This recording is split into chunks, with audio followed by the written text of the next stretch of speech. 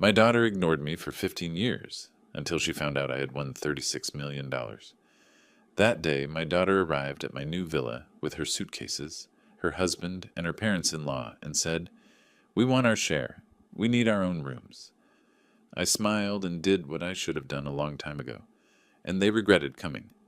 Before we continue, please subscribe to the channel and write in the comments what time it is where you are now.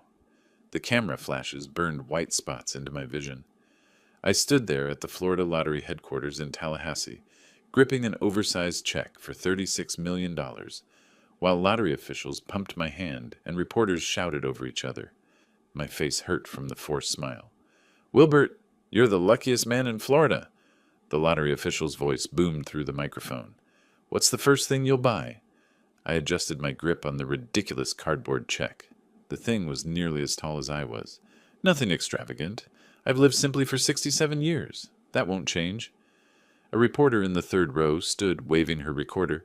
"Do you have family to share this with?" The question landed like a punch. I held my smile. "I have what I need." But the truth twisted in my chest. I had one daughter. Past tense felt more accurate after 15 years of silence.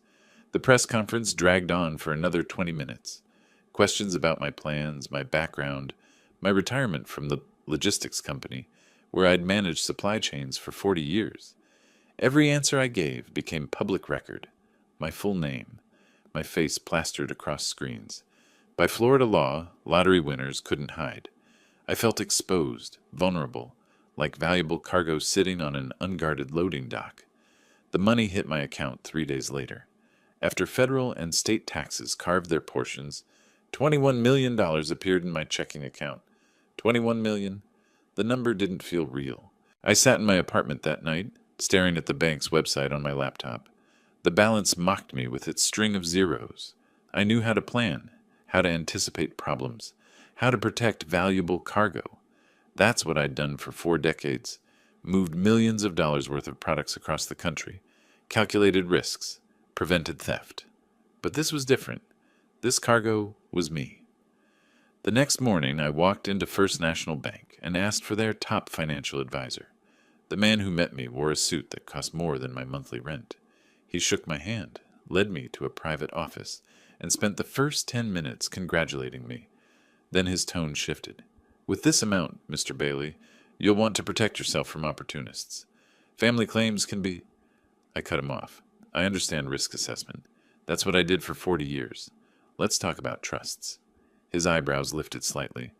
We spent the next 2 hours discussing asset protection strategies, investment portfolios, and legal shields.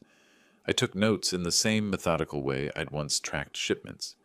Route the money through multiple accounts, establish trusts, create barriers, protect the cargo. 2 weeks later, I closed on a villa in the Orlando suburbs. $1.2 million, paid in cash. The realtor kept saying how lucky I was. I didn't feel lucky. I felt like I was building a fortress I'd inhabit alone. Moving day came with December rain. Boxes filled with my modest possessions looked ridiculous in rooms designed for families. I unpacked methodically, placing each item with precision. Dishes in the kitchen cabinets, sorted by size. Books arranged alphabetically on the study shelves. Clothes hung in the master closet with military spacing between hangers. The house felt too big, too quiet. I'd imagined retirement differently once. Grandkids visiting, family dinners, laughter echoing off these walls. That version died 15 years ago. I stood on the back porch that first evening, watching the sun set over unfamiliar landscape.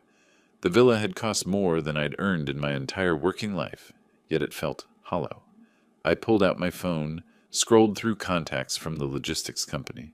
Men I'd worked with for decades. I could call them, invite them over, fill the silence. I put the phone away. What would I say? Come see my millions? Admire my isolation? Lula stopped calling a long time ago. I stopped expecting her to start again. My daughter existed somewhere out there, living a life that didn't include me. I'd made peace with that, or told myself I had. 3 days after I moved in, the local news ran another story. I caught it by accident, flipping channels after dinner. Orlando retiree wins $36 million. There I was on the screen, frozen in that moment at lottery headquarters, holding the oversized check. The caption listed my name. The reporter mentioned my age, my background, the size of my winnings. My address wasn't public, but my name and face were everywhere. I turned off the television and returned to unpacking. The study still needed organizing. I'd bought new shelves for my collection of logistics textbooks, supply chain management guides, efficiency handbooks, the books from a life I no longer lived. I spent the afternoon arranging them, creating order from chaos. That's what I did best. Systems, structure, predictability. The doorbell rang at 4:30. I froze, book in hand. I hadn't ordered anything, hadn't invited anyone. The only people who knew my new address were my lawyer and the bank. I walked to the front window and peered through the blinds. An unfamiliar sedan sat in my driveway, luggage strapped to the roof rack. Two figures stood at my door, partially obscured by the porch overhang. My pulse accelerated. 40 years of protecting cargo had taught me to recognize threats. Unexpected visitors after a lottery win weren't visitors. They were problems. I moved closer to the window, angling for a better view. His breath caught. Through the window's edge, he glimpsed a face he hadn't seen in 15 years. My hand stayed frozen on the doorknob. The face outside the window belonged to a memory I'd buried deep. I forced myself to breathe, counted to 3, then opened the door. Lula stood on my porch. 38 years old now, though the years had sharpened her features rather than softened them. Behind her stood a man I recognized from old photographs, Neil, her husband. Their suitcases crowded the entrance like they'd already decided to stay. "Hi, Dad." "Surprise?" Lula's voice carried false brightness.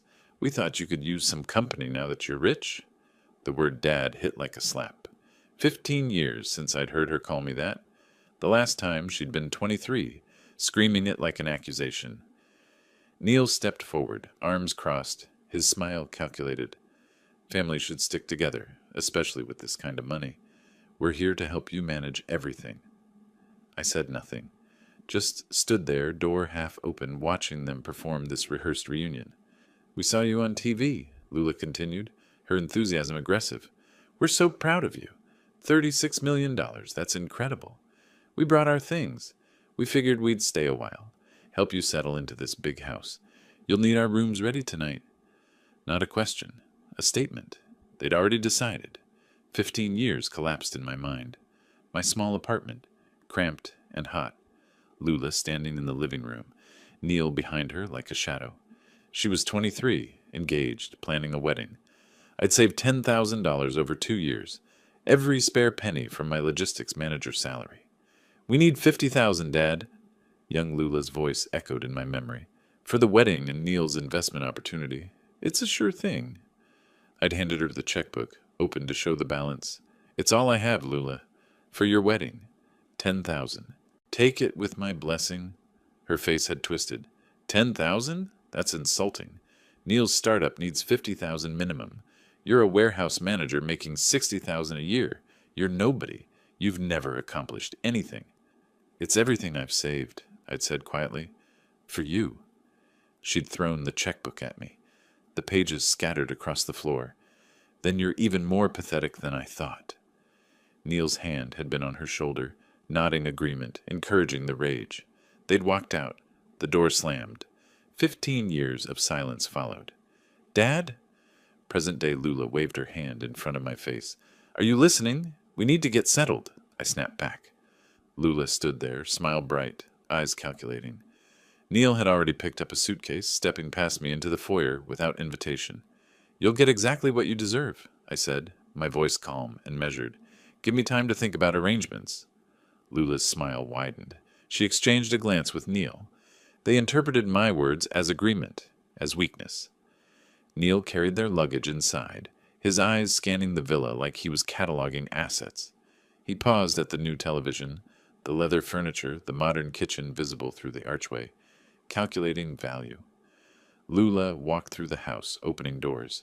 "This place needs work. The furniture's cheap. When are you upgrading?" She claimed the largest guest room. "This one's ours," then pointed to the second bedroom. "Neil needs office space for his business calls." I followed them silently, hands clenched at my sides, maintaining the careful neutrality I'd learned managing difficult clients. Show nothing, reveal no emotion, assess the situation. We should talk about getting power of attorney set up, Lula said, testing me. You're not getting any younger, Dad. Someone needs to help you make decisions about all this money. I spent 40 years managing distribution, I said, each word deliberate. I know how to allocate resources, Neil smirked. Look, Wilbert, family takes care of family. You're sitting on millions now. Lula's your only daughter. We should discuss how to distribute resources fairly. We have some ideas about investments. I'll think about what's fair, I interrupted, and let me think. They settled into their rooms, unpacking like they owned the place. I heard them through the walls, their voices carrying. He looks older, Neil said. Frailer. He'll listen to reason, Lula replied. He always does. They hadn't come for me. They'd come for $21 million. I walked to my study, closed the door, locked it, leaned against the wood, breathing deeply, forcing my pulse to slow. Then I crossed to my desk, pulled out my phone, and searched. Estate planning attorney, Orlando, Florida. The first result showed a 5-star rating. Robert Chen, specializing in estate planning and asset protection. I dialed. Chen Law Offices. The receptionist's voice was professional. Robert Chen's office. I need a consultation about inheritance law and asset protection. Tomorrow, if possible. It's urgent. Let me check his schedule. A pause. Keys clicking. He has an opening at 9 a.m. tomorrow morning. Would that work? I'll be there. I hung up, pulled out a fresh notebook from my desk drawer, opened to the first page, wrote at the top, Asset Protection Strategy. Outside my study, Lula and Neil's voices continued, discussing furniture upgrades, investment opportunities, how to convince me to share access to my accounts. I began writing. 40 years of supply chain management had taught me how to track valuable cargo, anticipate theft, implement countermeasures. This situation wasn't different, just required a different kind of logistics. They wanted what they thought I owed them. They'd walked away 15 years ago when I had nothing to offer except love. Now they'd returned because I had everything to take. I wrote faster, my handwriting sharp and precise. Names, dates, documentation. The truth about the checkbook thrown at my feet. The words Lula had screamed. Neil's calculating presence. Evidence. Protection. Planning. I'd spent my career ensuring valuable cargo reached its proper destination. This cargo, my money, my life, my dignity, would reach exactly where I intended. Through the walls, Lula laughed at something Neil said. The sound grated. You'll get what you deserve, I told them. I meant it. I told Lula and Neil I had banking business to handle. They didn't question it. They were too busy measuring windows for new curtains they expected me to buy. The attorney had an opening the next morning. I arrived 15 minutes early. Robert Chen's office occupied the 10th floor of a gray building in downtown Orlando. The waiting room smelled of leather and furniture polish. Legal texts lined the walls in perfect rows, a place built on order and precision. I appreciated that. Chen met me exactly at 9. 45 years old, wire-rimmed glasses, handshake firm and brief. He gestured to the chair across from his mahogany desk. Mr. Bailey, you mentioned inheritance law on the phone. How can I help? I slid a handwritten note across the desk. My assets, listed in my neat block letters. Chen read it, nodded slowly. Florida law is clear, Mr. Bailey. He pulled a leather-bound book from the shelf, open to a marked page. You have absolute right to distribute your estate as you choose. Your daughter has no legal claim to inheritance, simply by being your child. Even though she's my only child, the relief I felt surprised me. She can't argue she deserves something. She can argue anything. Chen tapped the statute with one finger. She won't win, especially with 15 years of no contact documented. I leaned forward. My daughter hasn't spoken to me in 15 years. 3 days after I won the lottery, she appeared with suitcases. Chen's expression didn't change, but something shifted in his eyes. Recognition. I've seen this pattern. We'll draft an airtight will. We spent the next hour on specifics. I dictated my terms clearly. Entire estate split between Florida Veterans Support, 60%, and Orange County Animal Shelter, 40%. Organizations that actually helped people who deserved it. Chen wrote, then read it back. We'll include an explicit disinheritance clause. Listen to this language. I explicitly disinherit my daughter, Lula Bailey, not due to any deficiency on her part, but because I choose to direct my assets toward causes I support. Why phrase it that way? Shows mental competence and deliberate choice. Protects against contest claims. You're not acting from spite or confusion. You're making a reasoned decision about your assets.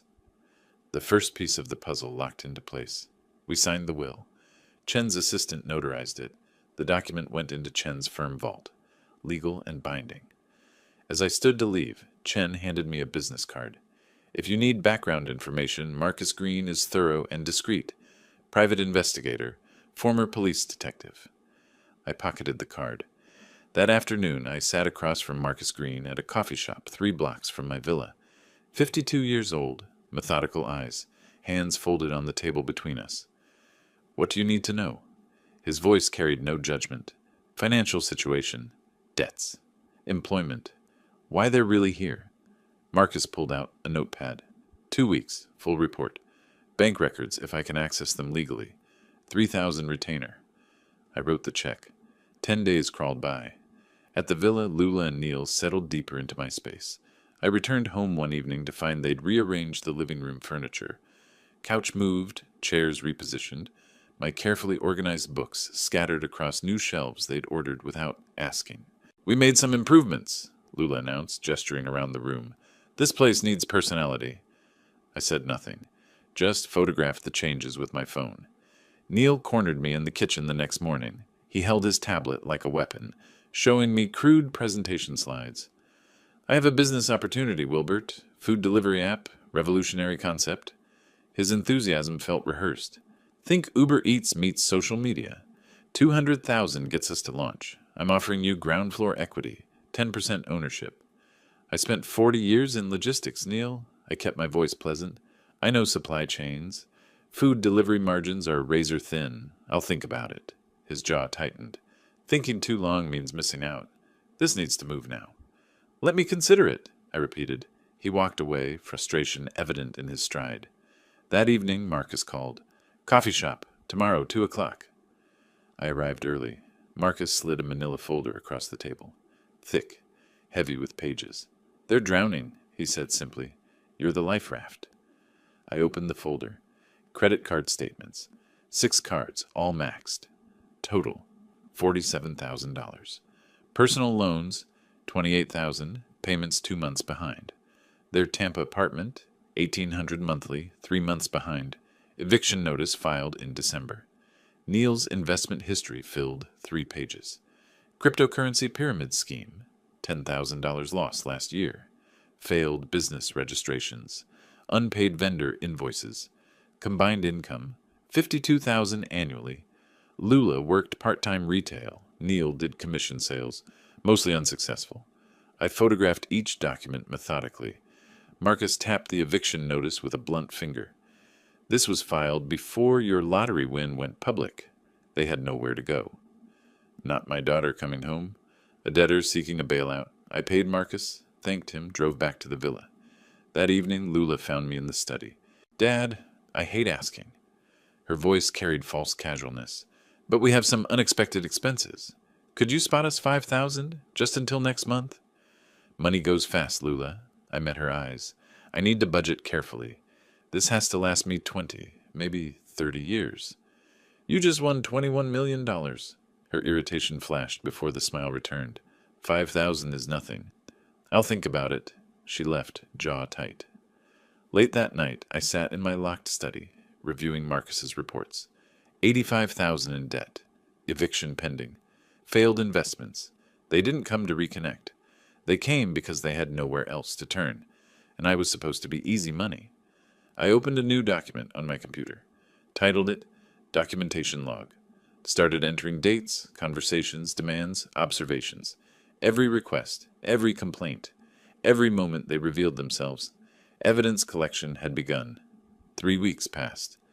Mid-February brought warmer weather to Orlando. Lula and Neil grew more comfortable, more demanding. The villa felt smaller, with their presence expanding into every corner. I planned carefully. Friday evening, I prepared dinner, salmon, roasted vegetables, good wine. Set the table formally, called them down from their rooms. They arrived curious, wary. I poured wine, raised my glass, Family is everything. I kept my voice warm, steady. I was wrong to let 15 years pass. Lula, I'm changing my will. You'll inherit 50% of my estate. But you must prove you've changed. Lula's face transformed. Pure joy, quickly controlled. Dad, we have changed. We want to be here. To help you. To be a family again. Neil leaned forward. We appreciate this, Wilbert. You won't regret it. I set down my glass. Wills are permanent documents. Before I sign, the community needs to see you're worthy. 6 months of charity work, consistent involvement, public demonstration of character. Neil's expression soured. 6 months seems excessive for... Lula shot him a sharp look. It's perfectly reasonable, Dad. We're happy to help. Service is important. The trap closed. They'd accepted the bait. Saturday morning, I drove them to Orange County Animal Shelter. Sarah, the volunteer coordinator, greeted us with genuine warmth. 50 years old, practical clothes, kind eyes. Mr. Bailey, wonderful to meet your family. She shook Lula's hand, then Neil's. We always need volunteers. Let me show you around. The shelter smelled of disinfectant and dog food. Kennels lined the walls. Sarah explained the routine, feeding, cleaning, walking, socializing animals waiting for adoption. Lula's smile stayed fixed, but her eyes betrayed her. She stepped carefully around puddles, kept distance from barking dogs. Neil barely touched anything, hands jammed in pockets. Your daughter doesn't seem comfortable with animals, Sarah mentioned quietly to me later.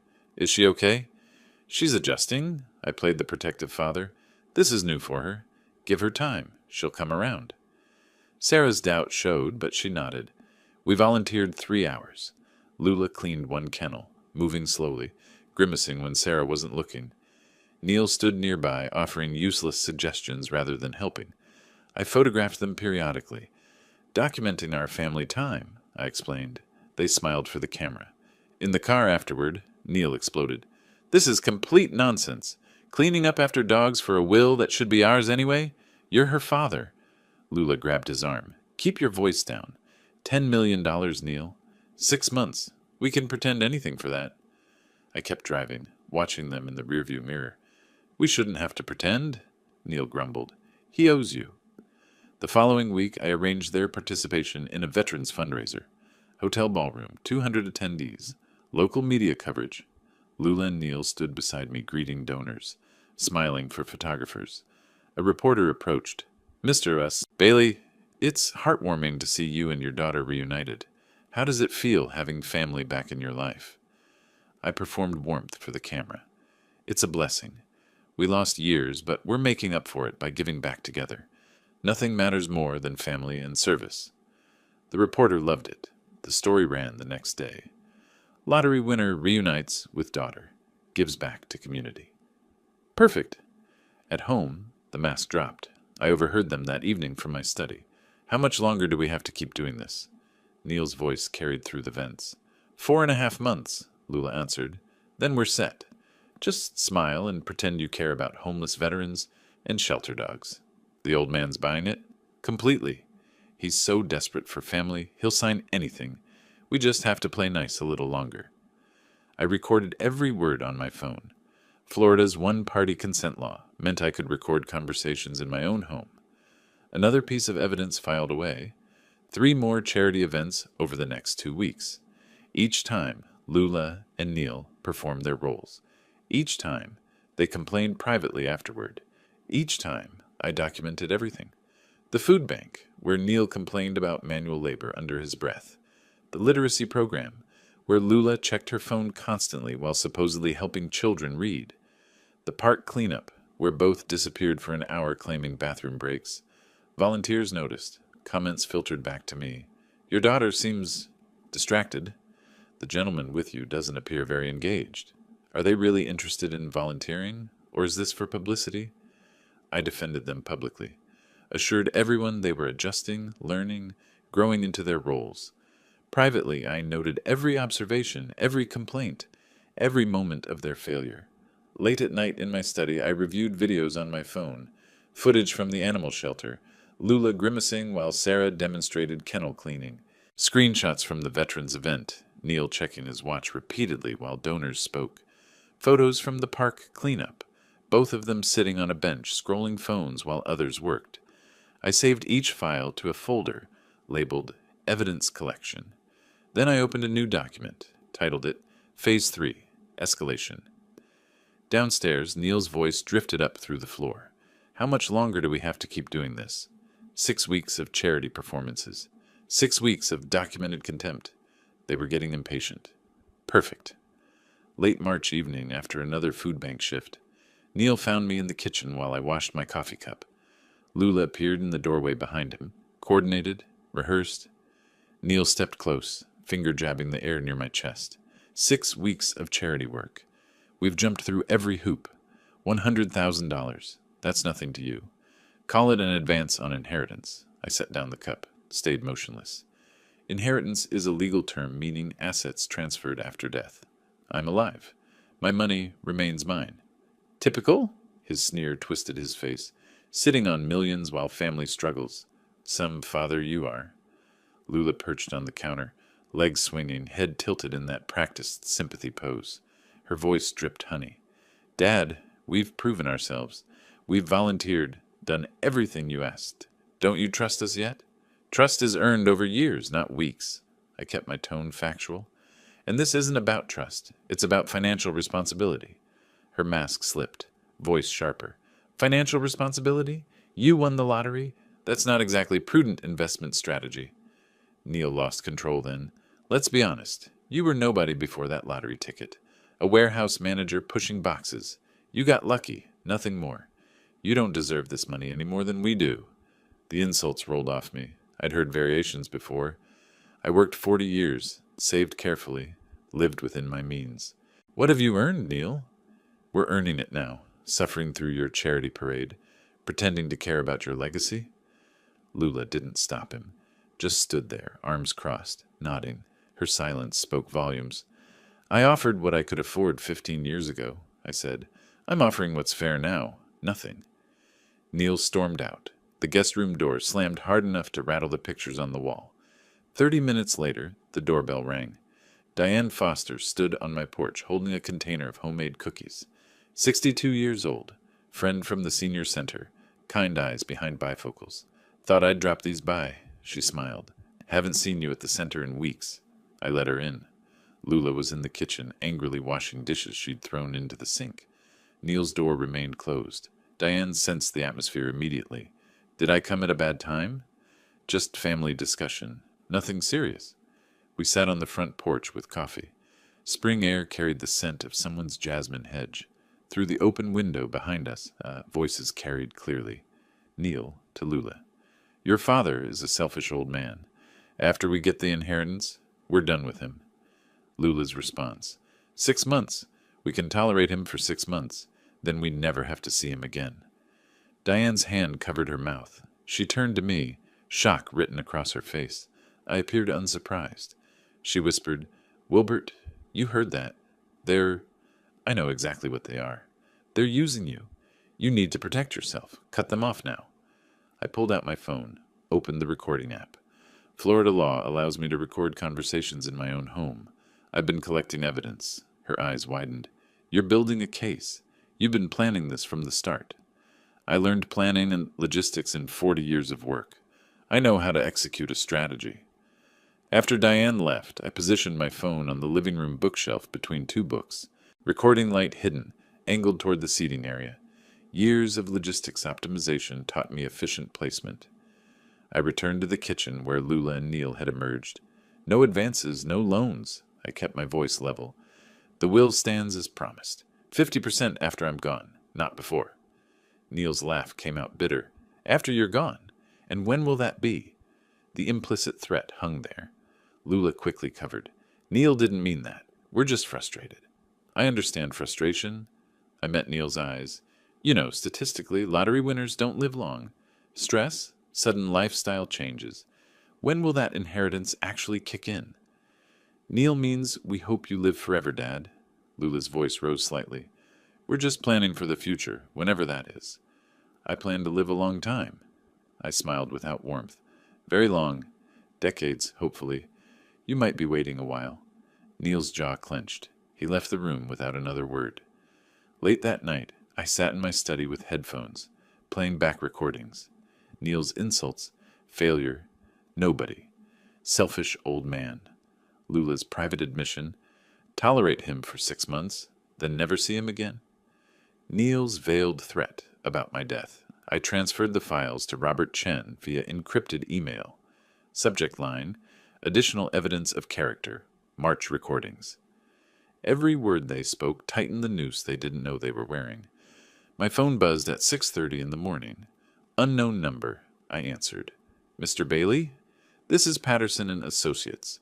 We represent your daughter, Lula Bailey, in a matter of familial support obligations. I sat up in bed. Go on. Ms. Bailey has retained our services to pursue legal remedies regarding financial support. We're requesting $5,000 monthly support payments, citing Florida filial responsibility statutes. Send me the formal notice. I hung up. They'd hired a lawyer. Escalation as expected. I texted Robert Chen. Opposing counsel made contact. Need meeting today. His response came within minutes. 10 a.m., my office. I told Lula and Neil I had banking business. They didn't question it, too busy celebrating their legal strategy over breakfast in the kitchen. Robert Chen spread the formal letter across his desk. Patterson and Associates letterhead, 3 pages of legal posturing. Weak case, Chen said immediately. Florida filial responsibility laws exist, but rarely apply. They'd need to prove you're legally obligated to support an adult child. You're not.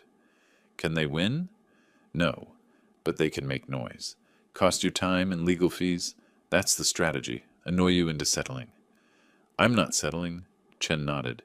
Then we prepare our defense. I'll draft a response citing your documented generosity 15 years ago, their subsequent abandonment, their recent opportunistic return. We'll mention the charity work requirement you imposed. Shows you're not withholding support capriciously. What about the recordings? We'll hold those in reserve. Let them pursue this action.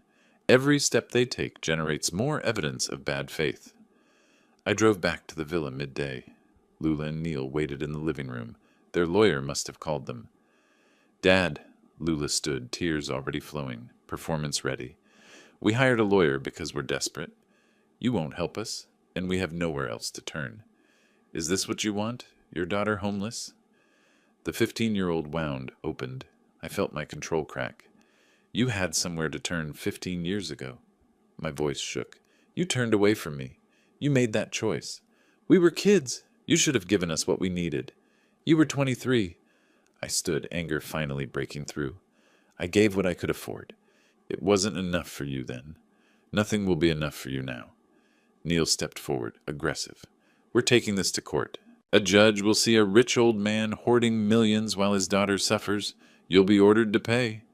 I've consulted attorneys better than yours. Your case is weak.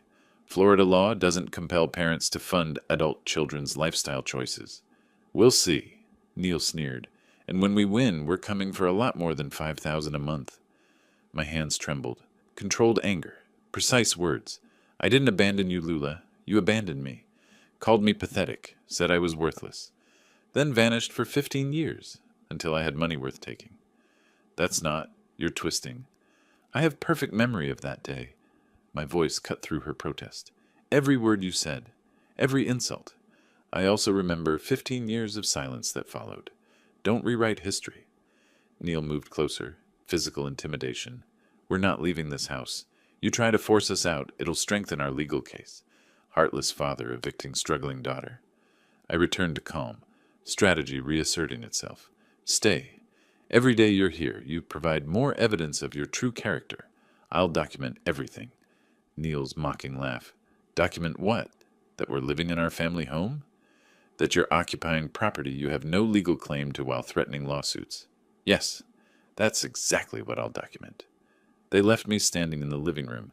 I returned to my study, hands still shaking. The emotional release had been necessary, but dangerous. I couldn't afford to lose control again. Late that night, I reviewed the villa's floor plan, marked recording device locations with red dots. Kitchen, living room, hallway near guest rooms. Comprehensive coverage, loud voices from the guest wing. Lula and Neil arguing. Her voice carried, "This isn't working. He's not scared." Neil's response. Then we need something bigger. A public event where he can't hide. I leaned closer to the door, recording phone in hand. A notification appeared on my computer screen. Reminder, Orange County Veterans Gala, April 15th. Speech requested. I stared at the date. 3 weeks away. 3 weeks to prepare. 3 weeks while Lula and Neil plotted their next move. I had bigger plans of my own. Robert Chen's conference room table disappeared under evidence. Recordings, photos, detective reports. We reviewed everything methodically. The Veterans Gala has 300 expected attendees, Chen said, tapping the venue layout. Local media coverage, prominent community members, perfect venue for revelation. I clicked through the presentation on his laptop. Audio clips edited for clarity, photos arranged chronologically, timeline graphics. I want everything public. Their own words, their own actions. No spin, no interpretation, just facts. Once those recordings play publicly, Lula and Neil will retaliate legally. Chen's eyes met mine. Defamation lawsuit, emotional distress claims, everything they can file. Truth is absolute defense against defamation. I have receipts, timestamps, witness corroboration, let them sue. Chen nodded slowly. Then we're ready. I'll have our litigation team on standby for immediate response. 2 weeks before the gala, I found them in the villa living room. I held formal invitations, embossed with gold lettering. I'm being honored at the Veterans Gala for my charitable contributions. I kept my voice warm. Despite our current difficulties, I want my daughter there when I announce my charitable legacy plans. Lula's eyes narrowed. You're announcing the will publicly? In front of everyone? I'm announcing my long-term plans, yes. Family should be present for significant moments. Neil's face lit up. We'll be there. Wouldn't miss it. They thought they'd won. The week before the event, I stood in the Ritz-Carlton ballroom with the AV technician. We tested every audio clip, every transition. Volume levels good here. The technician adjusted speakers. Neil's voice filled the empty ballroom. The old man is nothing without that lottery money. Perfect, I said. May 15th arrived. The Ritz-Carlton Orlando Grande Lakes ballroom glittered with chandeliers. 300 guests in evening wear. Veterans advocates, community leaders, donors. Local news crews set up cameras along the walls. Lula and Neil arrived dressed formally. She wore a blue gown, pearls borrowed from someone. He'd rented a tuxedo. They smiled for cameras in the receiving line.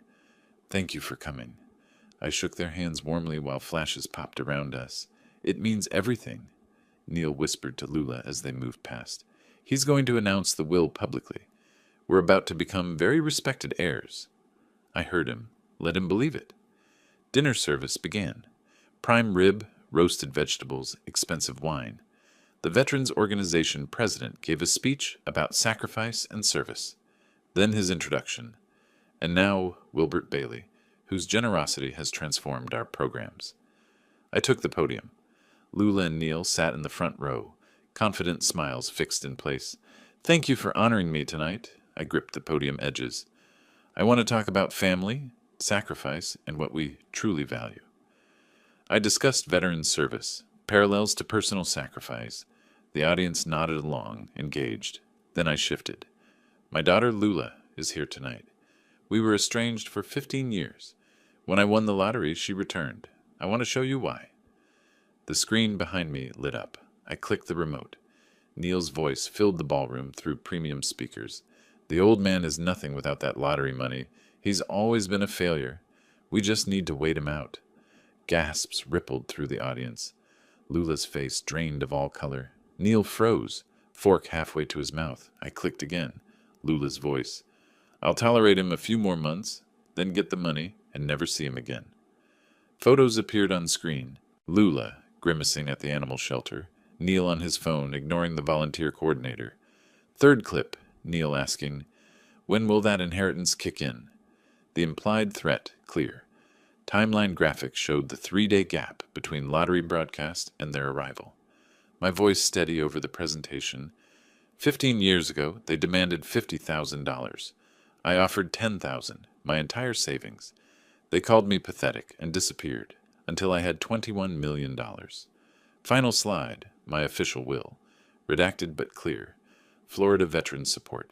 Orange County Animal Shelter, and the clause, I specifically disinherit my daughter, Lula Bailey. These organizations serve those who sacrificed everything, I said. My family sacrificed nothing but appeared when money did. My legacy goes to those who deserve it. Silence, then scattered applause, then overwhelming sustained applause. Veterans in the audience stood, some saluting. Lula shot to her feet. How dare you? You're a liar. Neil lunged toward the podium. Security guards in black suits intercepted smoothly, professional hands redirecting him toward the exit. That's out of context, Lula screamed. You recorded us illegally. Florida is a one-party consent state. My voice remained calm, amplified through the microphone. These recordings are completely legal, and context doesn't change your words. An older veteran stood during the applause. Sir, you honor us by ensuring your legacy supports those who served. Your family's betrayal makes your generosity even more meaningful. Genuine emotion cracked my composure for the first time. You gave years of service. They gave 3 days of performance. The choice was obvious. Security escorted Neil and Lula toward the exit, still shouting. Reporters followed, microphones extended, cameras rolling. This isn't over, Neil's voice carried across the ballroom. You can't humiliate us publicly and get away with it. I stood at the podium, microphone still live. I didn't humiliate you. I played your own words. You humiliated yourselves. Lula's scream from the doorway. We're family. You owe us. My final response. I owed you love and support when you were a child. I gave that. You owe me nothing now. I owe you nothing. We're even. The doors closed behind them. The ballroom erupted in applause again. I stayed at the podium, composed, as chaos swirled in their wake. 6 days later, Robert Chen called. They filed. Defamation, emotional distress, elder exploitation, everything we expected. How bad? Weak. Patterson and Associates, the same firm from before, asking for $5 million in damages. Judge Margaret Holloway assigned. She's fair, but doesn't tolerate nonsense. 2 weeks later, I stood outside Orange County Courthouse. June morning, humid, sun already intense. Chen met me on the steps. Both hearings today, he said. Eviction at 10, defamation preliminary at 2. Efficient scheduling. The eviction hearing took 20 minutes. Lula and Neil's attorney couldn't dispute the facts. They'd refused to leave when asked.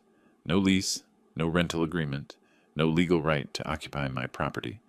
Judge Holloway's gavel fell. 30 days to vacate. Next case. The defamation hearing drew more attention. Media packed the gallery. My presentation from the gala had gone viral. Local news, social media, national coverage. Patterson, their attorney, looked tired. Your Honor, Mr. Bailey deliberately humiliated our clients in a public forum, causing severe emotional distress and reputational harm. Judge Holloway turned to Chen. Response? Truth is an absolute defense to defamation in Florida. Chen placed authenticated recordings on the bench. Every statement Mr. Bailey made was substantially true, supported by audio evidence, photographic documentation, and witness testimony. The recordings were made without consent, Patterson objected. Florida is a one-party consent state, Chen replied calmly. Mr. Bailey was present for, or the subject of, every recorded conversation. Completely legal. Judge Holloway reviewed the evidence, listened to audio clips through headphones, studied photos, read witness statements from Diane Foster and shelter volunteers. She removed the headphones. Mr. Patterson, your client's own words condemn them. Nothing Mr. Bailey presented appears false or misleading. Truth is indeed an absolute defense. But the emotional harm was self-inflicted by your client's choices and statements, dismissed with prejudice. The gavel struck. Mr. Bailey may file for costs under Florida's anti-SLAPP provisions. Outside the courthouse, reporters surrounded me. Mr. Bailey, how does it feel to have the court validate your actions? I chose words carefully. I don't feel victorious. I feel finished. This needed to end, and now it has. Will you pursue damages against your daughter? No. She has nothing left to take. This was never about money for me. It was about truth. Days later, I returned to the villa. The guest wing sat empty. They'd taken their possessions and fled, leaving the state according to Marcus Green's update. California, apparently. Fresh start, same patterns. Diane called that evening. I saw the news. The judge threw out their entire case. How does it feel? I don't feel victorious, I repeated, staring at my reflection in the kitchen window. I feel finished. This needed to end, and now it has. You protected yourself. You did what was necessary. Necessary. That's the right word, not satisfying, just necessary. Late that night, I walked through the empty guest bedroom, found a forgotten photo under the bed. Old picture of young Lula, maybe 8 years old, smiling genuinely. Before money mattered, before demands and insults, before 15 years of silence. I stared at it for a long moment, then placed it face down on the dresser, walked to the window. My own moving truck sat in the driveway. This villa held too many recent memories. I'd found a smaller place, more appropriate for one person, less echo, less empty space. My phone rang. Marcus Green. Update on Lula and Neil, he said. You'll want to hear this, I answered. Go ahead. A month after the court rulings, Marcus called with information I hadn't requested but wasn't surprised to receive. I'd moved into a townhouse by then, smaller than the villa, more appropriate for one person. 2 bedrooms, modest kitchen, patio overlooking a shared garden. The place had character, original hardwood floors, built-in bookshelves, morning light that streamed through east-facing windows, less echo than the villa, less empty space to remind me of what I'd lost, or thought I'd lost. The townhouse sat in a neighborhood where people actually talked to each other. Mrs. Chen next door brought me soup when I moved in. The retired teacher across the street invited me to join his morning walking group. Small kindnesses from people who didn't know about the lottery, didn't care about the money, they just saw a new neighbor. Thought you'd want to know, Marcus said over the phone. Your daughter and son-in-law's situation has deteriorated significantly. I poured coffee from the French press Diane had given me as a housewarming gift, settled into my reading chair by the window. Go on. Neil's unemployed 3 months now. That viral video from the gala, it's been viewed over 2 million times. Every job application, someone recognizes him. Background checks pull up the news coverage. No one will hire him. I sipped the coffee, said nothing. Lula's working retail in Tallahassee using her maiden name. 40 hours a week at $11 an hour. Their debt's at $110,000 now. Legal fees on top of everything else. Credit cards, personal loans, the eviction settlement. Marriage. Neighbors report constant fighting. Police called twice for domestic disturbances. Verbal only, but loud. I give it 6 months. Tops. Maybe less. I stared at my coffee, watching steam rise in lazy spirals. I didn't want them destroyed. I wanted them gone. There's a difference. Marcus was quiet for a moment. Sometimes consequences are harsher than intentions. You pulled back a curtain. The world saw what was behind it. They're living with that exposure. Is that guilt you're trying to instill? No. His voice was firm. It's observation. You asked for facts. I'm giving them. What you feel about those facts is your business. After we hung up, I sat at my small kitchen table, sunlight warming the wood. I'd chosen this table carefully. Round, no sharp corners, room for 4. Optimistic, maybe, or just practical. Sometimes friends visited. I thought about Lula at $11 an hour. 40 hours weekly was $1,700 before taxes, maybe $1,300 after. How did you pay down $110,000 on $1,300 monthly? You didn't. Not in any reasonable time frame. I felt something then. Not satisfaction, not vindication, just a hollow sadness that this was how it had to end. 3 days later, my doorbell rang. Late afternoon, July heat finally breaking. I opened the door, expecting a package or maybe Mrs. Chen with more soup. Lula stood alone. No Neil, no luggage, no designer clothes or borrowed jewelry. She wore jeans and a plain t-shirt, both worn but clean. She looked exhausted, thinner, deep circles under her eyes, hair pulled back in a simple ponytail, her hands twisted together nervously. Can I come in? Her voice barely carried. Please, just to talk. I hesitated. Every instinct screamed caution, but curiosity pulled at me, and something older, deeper, residual paternal instinct that 40 years of hurt couldn't completely erase, made me step aside. She entered slowly, like she expected me to change my mind, perched on the sofa edge, back straight, hands clasped tightly in her lap. I remained standing near the bookshelf, maintaining physical and emotional distance. My hand rested near my phone, just in case. Dad, I was wrong. Tears started immediately. About everything. 15 years ago, and now. I've been reflecting. The lawsuit, losing everything, Neil leaving, it made me see what I'd become. I watched her perform. 40 years of managing people taught me to spot genuine emotion versus calculated presentation. I stayed silent, let her continue. I was greedy. I used you.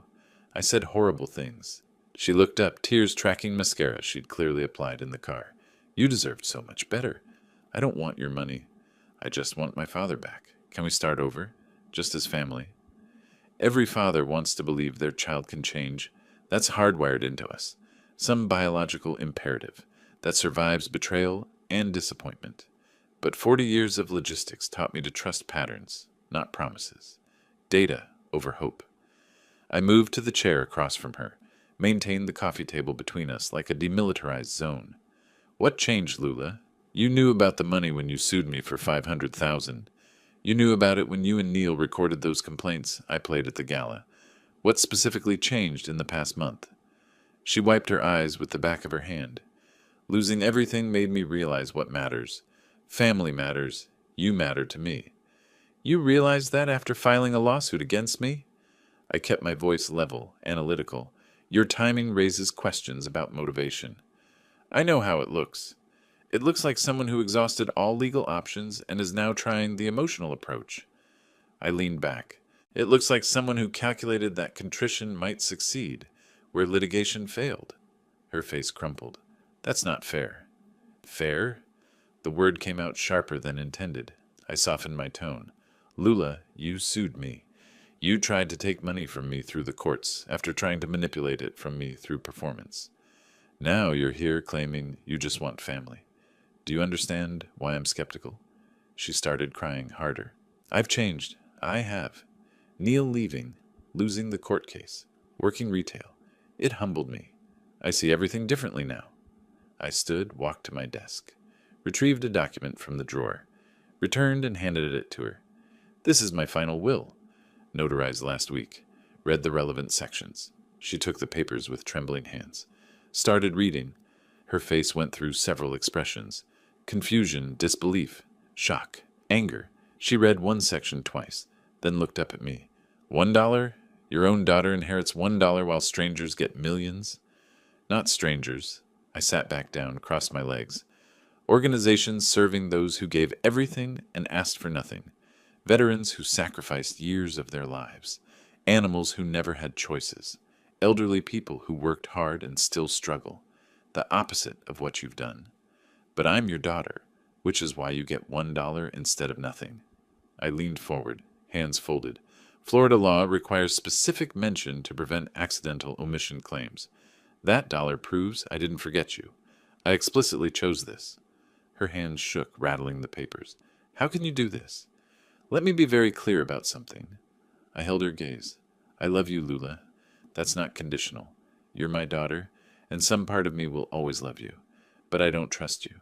Love doesn't require trust, but relationships do. You destroyed trust 15 years ago when you called me pathetic and walked away. You destroyed it again this year when you returned only because I had money. That's not true. It is true. 3 days after my lottery win aired on television, you showed up. 15 years of silence and suddenly 3 days. The timing tells the story. How can you say you love me while cutting me out? Her voice rose, tears flowing freely. That's not love. Love means wanting good for you. Trust means believing you want good for me. I kept my voice steady. I have one, not the other. I want you to be happy, healthy, successful. I want you to find genuine relationships and purposeful work. That's love. But I can't rebuild what you won't stop breaking. That requires trust. She stared at the will, then back at me. So that's it? I get nothing. You get the consequences of your choices. We all do. I gestured at the document.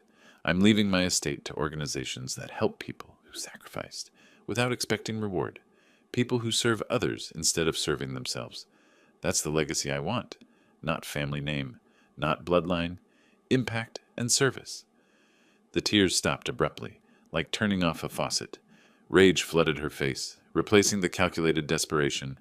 After everything, you're really leaving me? $1? She stood, papers falling to the floor. You're a bitter old man hoarding money. You'll die alone with your precious charities. No family, no legacy except checks to strangers? I remained seated, calm. I won't die alone. I'll die surrounded by people who cared about me before I had money, and who'll care after I'm gone. People who volunteer beside me at the shelter, friends at the senior center, neighbors who bring me soup. You had that opportunity twice, once 15 years ago, again this year. You chose differently both times. She stormed toward the door, face twisted with fury, turned back, finger pointing. I hope you enjoy being right. I hope your righteousness keeps you warm at night. I'm not trying to be right, I spoke to her, retreating back. I'm trying to be safe. There's a difference. I have people who value me for who I am, not what I have. You could have been one of them. The door slammed hard enough to rattle the pictures on my wall. I walked to the window, pushed aside the curtain, watched her get into a beat-up sedan, primer spots on the fenders, cracked windshield. She sat motionless in the driver's seat. Minutes passed. 5, then 10. I could see her shoulders shaking, hands pounding the steering wheel repeatedly. Grief or rage, I couldn't tell. Maybe both. Then the engine started. She backed out fast, tires squealing slightly on the asphalt. The car disappeared around the corner. I stood at the window long after she'd gone, hand resting on the curtain. This was the ending. Not the one I'd wanted as a young father holding a newborn daughter in the hospital, counting her tiny fingers, imagining her future. Not the one I'd dreamed about during her childhood, teaching her to ride a bike, helping with homework, planning for her college years, but the one her choices created, and mine. The acceptance of that felt heavy, but not crushing, just real. That evening, Diane arrived with dinner. I'd mentioned Lula's visit when she called earlier, and she'd insisted on coming over. She brought her famous chicken pot pie, still warm from the oven. We sat on my small patio, evening cooling the summer air. The shared garden below showed signs of careful tending. Tomatoes on stakes, basil in containers, marigolds bordering the paths. How do you feel? She set down her fork, studied my face. Sad, but certain. I met her eyes. She didn't come to reconnect. She came to position herself for future access. I heard it in every word, saw it in every gesture. This was strategy, not sincerity. Diane nodded slowly. How could you tell? The tears stopped the instant I made the inheritance final, like flipping a switch. Grief doesn't work that way. Manipulation does. You gave her every chance. Multiple chances. 15 years ago, I offered what I could. This year, I offered charity work as a path to rebuild trust. Tonight, I would have accepted genuine accountability. She chose performance every time. Diane reached across the small table, squeezed my hand briefly. The Senior Center is organizing a fundraiser for the Veterans Program you support. They want to name a scholarship after you. The Bailey Veterans Scholarship. I shifted uncomfortably. I don't need my name on anything. It's not about what you need. It's about what your actions inspired in others. She smiled. You donated $250,000 to their programs. That matters. That creates change. Let people honor that. My phone rang. Jerry from the retirement community, inviting me to join their weekly poker game Wednesday nights. I accepted, made a note on the calendar. Before I could set the phone down, it rang again. Sarah from the animal shelter, thanking me for the recent donation that funded their new medical wing. Would I attend the ribbon cutting next month? After the second call, I looked up to find Diane watching me with knowing eyes. What? I asked. You're building something? She gestured with her wineglass. A life, a real one. Not the isolated existence you had at the villa, and not the family you tried to force into being. This is organic. Real connections with real people. I realized something then, sitting in the cooling evening with a friend who asked nothing from me except my company. This was my family now, chosen, not inherited, built on mutual respect and genuine care, not obligation or financial incentive. I spent 40 years optimizing supply chains, I said quietly, moving resources from point A to point B efficiently. I'm doing the same thing now, just with time and money instead of cargo, directing it where it's needed, where it'll do the most good. Logistics of generosity, Diane said. Something like that. We sat in comfortable silence as stars emerged one by one above the garden. Somewhere, Lula was driving back to Tallahassee, back to her minimum wage job and mounting debt, back to consequences she'd created. I felt no triumph in that, no satisfaction in her struggle, just the quiet certainty that I'd protected myself while staying true to my values, that I'd drawn necessary boundaries while maintaining my capacity for love, even if that love existed at a safe distance. The evening deepened. Diane gathered the dishes. Same time next week. I'll be here. After she left, I remained on the patio. The townhouse lights glowed behind me, warm and welcoming. My home, my space, built for one but open to many. Earned peace felt different than I'd imagined. Not triumphant, not complete, just sustainable. That was enough. Late August brought cooler mornings and the promise of autumn. I'd developed a routine that felt sustainable, even comforting in its predictability. Coffee on the patio at sunrise, watching the shared garden wake up. Volunteer work 3 days weekly, animal shelter. Tuesdays, Veterans Center. Thursdays, literacy program Saturdays. Poker game Wednesday evenings with Jerry and the retirement community group. Sunday brunch with Diane at the corner cafe. Simple, purposeful, mine. The townhouse had become more than just a place to sleep. I'd hung photographs on the walls, not of family, but of moments. The ribbon cutting at the Veterans Center, a group photo from the animal shelter's Volunteer Appreciation Day, a candid shot Diane had taken of me reading to children at the literacy program. These were my people now, my chosen connections. Marcus called one morning while I was reviewing the monthly statements from my financial advisor.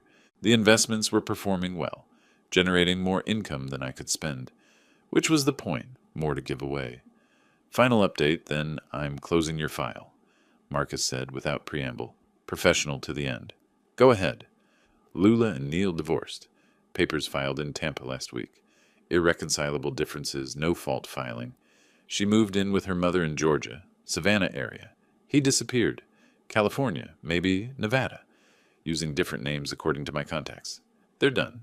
Completely. I absorbed this information, waiting for some emotional response. Relief? Satisfaction? Nothing came. Just acknowledgement of facts. Appreciate you keeping me informed, Marcus. One more thing. He paused, and I heard papers rustling. A letter arrived at my office for you. From Lula. Postmarked Savannah, Georgia. Want me to open it? My hand tightened on the phone. Send it. I'll decide whether to read it. Understood. I'll mail it today. Wilbert, he paused again. You did what you had to do. Don't second guess it. I'm not. Good. Take care of yourself. The letter arrived 2 days later in a plain manila envelope from Marcus's office.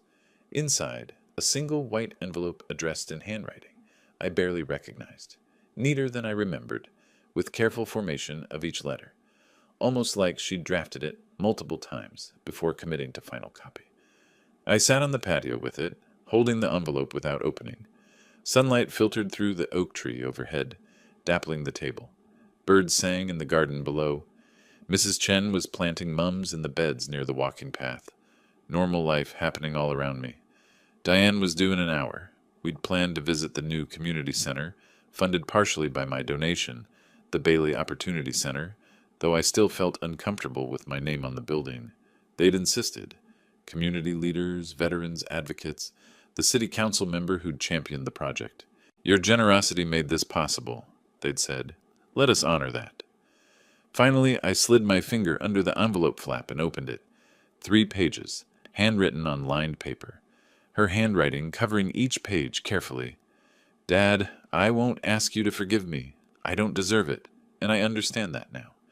You were right about everything. Every accusation, every boundary, every decision you made to protect yourself from me. I came to your townhouse looking for an opening, not reconciliation. You said you had 18 million left, and immediately my mind calculated pathways back to money. Even in that moment, when I was crying and claiming I just wanted my father back, part of me was strategizing. You saw through it. You always did. Neil and I are done. The divorce finalized last week. It should have ended years ago. We enabled each other's worst qualities, His aggression and my manipulation fed off each other in toxic ways. Apart, maybe we can both become better people. Together, we were poison. I'm living with Mom now in Savannah. She's been kind, which I don't deserve. I'm working retail, a bookstore actually. It's quiet work, gives me time to think. I'm paying down the debt slowly. At my current rate, it'll take about 12 years to clear everything. That seems fair. I created this situation. I should dig myself out. You said you loved me but didn't trust me. I finally understand the difference. Love is what you gave me as a child, the bedtime stories, the help with homework, the college fund you started before I rejected you. Love is what you offered 15 years ago when you gave me your entire savings, even though it wasn't enough for my demands. Love is what you tried to give me this year, despite everything I'd done, setting up that charity work as a path to rebuild something. Trust is what I destroyed. Repeatedly, deliberately. First by calling you worthless and walking away, then by returning only when you had money, then by suing you when manipulation failed. I broke trust so many times, I don't even know if it's repairable. I'm not asking for anything, not money, not reconciliation, not even a response to this letter. I'm just acknowledging truth. You protected yourself. You should have. I was dangerous to you, financially, emotionally, psychologically. You were right to cut me out. The $1 inheritance was perfect, actually. It shows you didn't forget me. You made a deliberate choice. That's somehow better than being completely forgotten. It means you thought about it, weighed the options, and chose this path consciously. There's respect in that, even if it hurts. Maybe someday I'll be someone worth trusting. Not for inheritance. That ship has sailed and I sank it myself. Just for its own sake. Being trustworthy because that's who I should be, not because there's something to gain from it. Mom asks about you sometimes. I tell her you're doing well, living your life, helping people. She says that sounds like the man she remembers from when I was young, before everything fell apart. I won't contact you again. You deserve peace. You earned it through decades of work, through surviving my betrayal, twice, through building something meaningful with your resources. I hope the charities do amazing work. I hope the veterans get the support they need. I hope the animals find good homes. I hope you're happy, Dad. Even if I can't be part of that happiness, I'm sorry. For everything. Those words don't fix anything, but they're true. Lula, I read the letter 3 times, letting each word sink in. Then I folded it carefully, placed it in my desk drawer. Acknowledgement preserved, but not answered. Some doors stayed closed for good reason, even when the person on the other side finally understood why. The dedication ceremony for the Bailey Opportunity Center happened 3 days later. Mid-morning, warm sunshine, the new building gleaming with fresh paint and possibilities. The structure housed both veterans services and job training programs. My donation had funded the construction, and ongoing support from other donors would sustain operations. Over 100 people attended. Veterans I'd met through volunteer work, some in uniform, others in civilian clothes. Community leaders I'd worked with on various projects. Diane stood beside me as speakers described the program's goals: job placement assistance, counseling services, skills training, educational scholarships. The ribbon cutting felt surreal. Me holding oversized scissors while cameras flashed. People applauding. A plaque unveiled near the entrance. Bailey Opportunity Center, dedicated to service and second chances. Afterward, a young veteran approached, 26 years old, Marine Corps tattoo visible on his forearm, eyes bright with purpose. He shook my hand firmly. Sir, I want to thank you. This program gave me a path forward when I was completely lost. His voice carried conviction. I served 8 years, came home, couldn't find work, couldn't adjust. This place, he gestured at the building. It gave me direction. I start college next month on the Bailey Veterans Scholarship, Criminal Justice Program. I want to help other veterans navigate the system. You earned it through your service, I said.